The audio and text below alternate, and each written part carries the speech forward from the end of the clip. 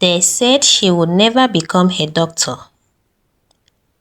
They said dreams like hers were meant for rich children, not for poor girls struggling to survive. But what if I told you that the same girl everyone laughed at would one day become the person they needed the most? Welcome to Storytime by Hazy. Kindly subscribe to the channel, like this video and turn on notification. This is the story of Ifeoma, a girl with nothing except a dream. And that dream was bigger than every insult thrown at her. Every morning before the sun fully rose, Ifeoma was fully awake. Their house was small, the walls were cracked, the roof leaked whenever it rained. But none of those things bothered Ifeoma as much as the fear that her dream would never come true. Ifeoma sat at a small wooden table, flipping through an old biology textbook. Some pages were torn, some were missing, but she treated the book like treasure. As she read quietly, she imagined herself wearing a white doctor coat. She imagined patients smiling because she had helped them. She imagined making a difference. Then suddenly, the door shook. Ifeoma, her uncle's voice thundered through the house. "Are you still sleeping?" Ifeoma rushed to open the door. "Good morning, uncle." He looked past Ifeoma and saw her books. Immediately, his face changed. He pointed at the table. "Again with this doctor nonsense." Ifeoma lowered her head. "Uncle, I want to study medicine and surgery." Mr. Bassey laughed. "Not the kind of laugh that makes you happy, but the one that makes you feel small. Look at this house." He pointed to the cracked walls. "Look at your life." Then he looked directly into Ifeoma's eyes. "People like you don't become doctors." His words hurt, but Ifeoma stayed silent.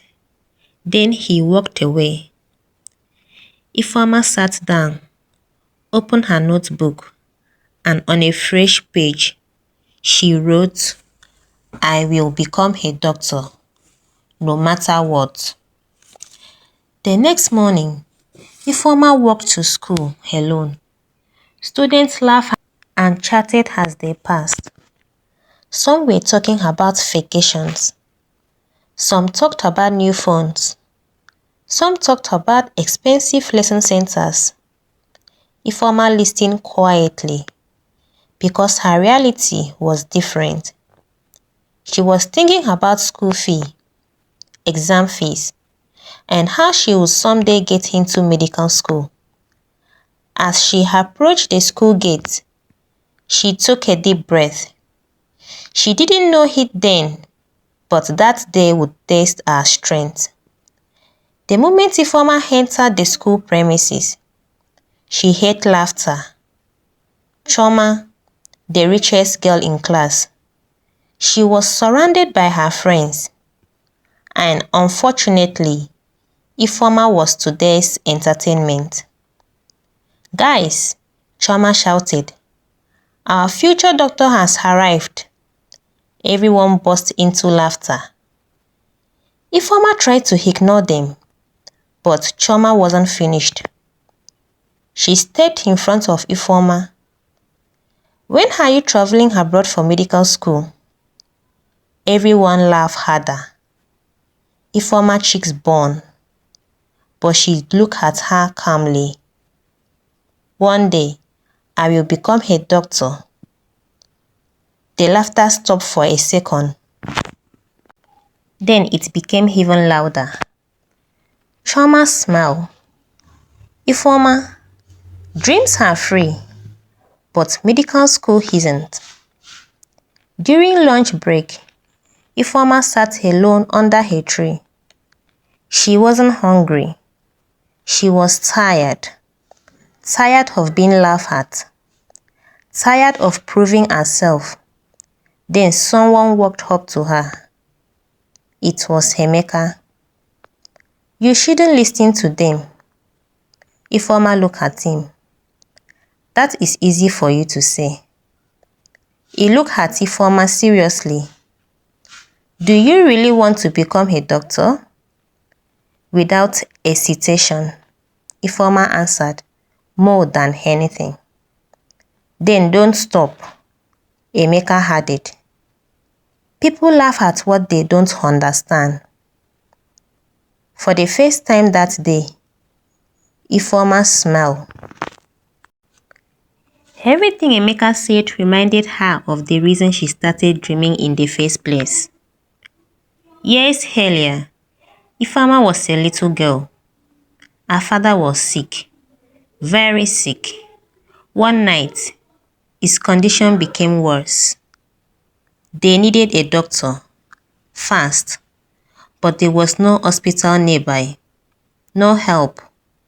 No one came. Ifeoma was beside his father, holding his hand. Her father smiled weakly. Then he looked at her. Ifeoma, his voice was weak, but she heard every word. Never stop learning. Never stop dreaming. Promise me. Tears rolled down Ifeoma's eye. I promise. He smiled. And that was the last conversation they had. The next morning, her father was gone.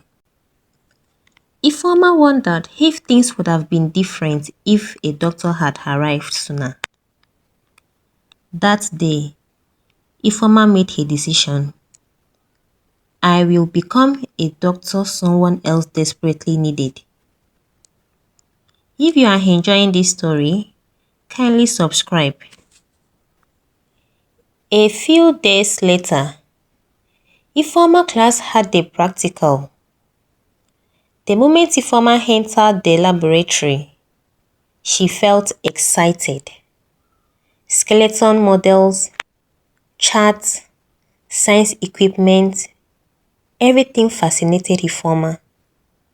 While other students complained, Ifeoma paid attention to every detail. She stared at a human anatomy chart and silently whispered, one day, this will be my life. Unknown to her, someone was watching. Chioma. She didn't like seeing her happy. 1 week later, the principal announced a special guest, a female doctor. Her name was Dr. Stella. The entire school gathered in the assembly hall. When Dr. Stella walked onto the stage, the room became quiet. She was confident, elegant, successful, everything Ifeoma dreamed of becoming. Then Dr. Stella began to speak.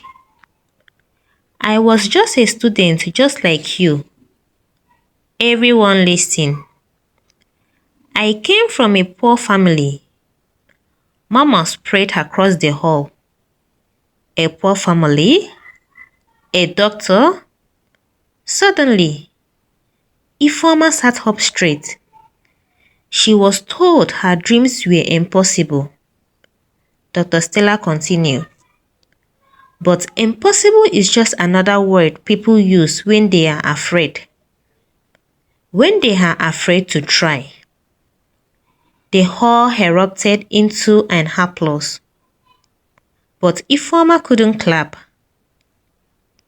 She was too emotional because for the first time, she was looking at proof that her dream could actually happen. After the program ended, Ifeoma waited. More students left, but Ifeoma stayed behind. Finally, she gathered enough courage. "Excuse me, Dr. Stella." She turned and smiled. "Yes?" Ifeoma hands trembled. "Can someone like me really become a doctor?" She looked at me carefully. Then she asked, "Why do you want to become a doctor?" Ifeoma took a deep breath and told her everything. She told her about her father, her promise, his death, her dream. By the time she finished, her eyes were full of tears. Dr. Stella gently placed her hand on Ifeoma's shoulder. Then she said words she will never forget. "This journey will be hard, very hard. But if your reasons is strong enough, you will survive it." School ended, but Ifeoma's work didn't.